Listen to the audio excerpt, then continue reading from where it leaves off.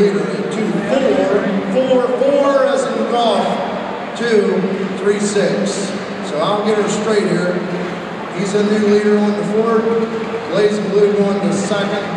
Jason Forster going to third. We have Blue Tractors first, second, and third now. And here comes the John Deere of Brent Miller out of Edinburgh, Virginia.